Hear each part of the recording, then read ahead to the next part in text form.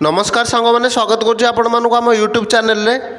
तो देखो plus two first merit list आपंकर 20 तारिख में बाहर जाऊँगी। आपंकर डाउट सब जे plus two first merit list रे आम आडमिशन हो पार ना नहीं, केते परसेंट कटअप रखिले हम, आम आडमिशन केमती करूँ, ए सबूर डाउट मुझे भिडियो क्लीयर करदेवी।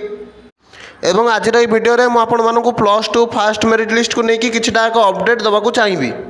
तेणु आपण मैंने भिडियोटी को लास्ट पर्यंत देखूँ से अपडेट पाइबापी। तो देखो आपण मैंने जाना जो चाहते आपर सिलेक्शन हम ना नहीं फास्ट मेरिट लिस्ट रे, तेज आपण मैंने कौन करूँ कि साइंस वेबसाइट को जाकि पूर्व वर्षर कटअप चेक करूँ।